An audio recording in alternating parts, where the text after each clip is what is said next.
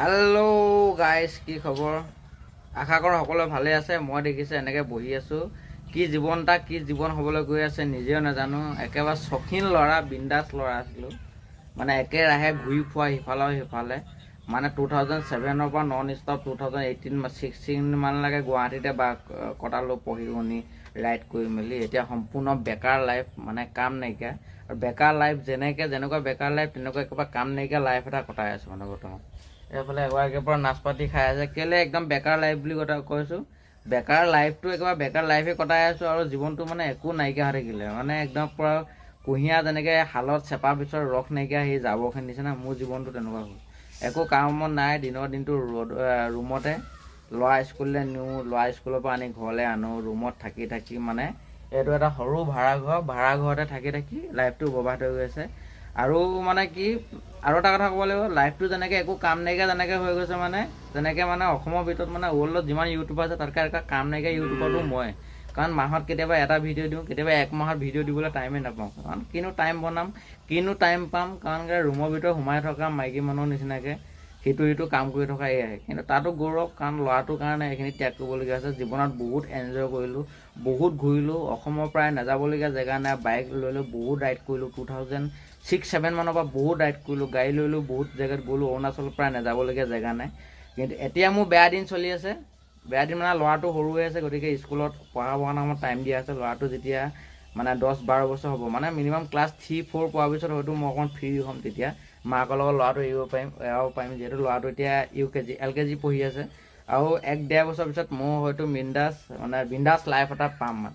আজি মই ভিডিঅ'টো এটা কাৰণে বনালোঁ, কি মানুহৰ জীৱনত ভাল দিনো চলে, বেয়া দিনো চলে। বৰ্তমান মোৰ জীৱনত বেয়া দিন চলি আছে, আৰু আগন্তুক মই ভাবোঁ ভাল দিন আহিব। আটাইতকৈ দুখ লগা ঘটনাটো কি হ'ল, আগতে গাড়ীখন আছিলে, গাড়ীখন থকাৰ কাৰণে কেতিয়াবা মন গ'লে কি হয়, ক'ৰবাত ওলাই যাওঁ, ফেমিলিৰ লগত ফুৰিবলৈ যাওঁ, অকণমান মন চনটো ভাল লাগে। এতিয়া গাড়ীখনো নাই, দেখিছে এইটো গাড়ী থকা জেগাটো, গাড়ীখন একদম খালী, অকল স্কুটিখন আছে। এই গেৰেজটো দেখিলে এতিয়া মনটো বহুত বেয়া লাগে, গাড়ীখন নাই। ৰাতিপুৱা শুই উঠি যেতিয়া তালৈ চাওঁ, আগতে গাড়ীখন থাকে, মনটো ভাল লাগে।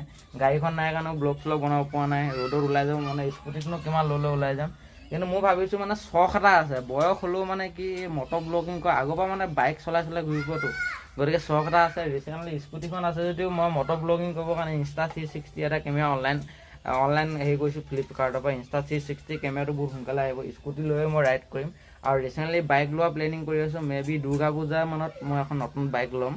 কি বাইক ল'ম, ৰয়েল এনফিল্ডে ল'ম নে জাৱাই ল'ম নে জাবা 42 বাবাৰ সেইখনে ল'ম নে ৰয়েল এনফিল্ডে ল'ম, কি বাইক ল'ম ডিচিশ্যন কৰিব পৰা নাই। মে বি আপোনালোকে জনাব কি বাইক ল'লে হেভি লং ড্ৰাইভ কৰিব পাৰিম। হিমালয়ান 450খন ল'ব পাৰোঁ। হিমালয়ান 450খন মোৰ খুব ভাল লাগে, কিন্তু মোৰ হাইটটো বহুত কম দেখা পাইছে। হাইটটো 5 ফুট 5 ইঞ্চি মান আছোঁ, কিন্তু হিমালয়ান 450খন মই কণ্ট্ৰল কৰিব নোৱাৰিম। তাৰ কাৰণে ৰয়েল এনফিল্ডৰ ৰিচেণ্টলি এখন বাইক আহি আছে, গৰিলা 450, সেইখনো চলাইছোঁ, ঢুকি পাওঁ। আৰু এখন আছে GT650 নহ'লে ৰয়েল এনফিল্ডৰ GT650 নহ'লে গৰিলা, এই দুখন বাইকৰ ভিতৰত কালেকশ্যন কৰি আছোঁ।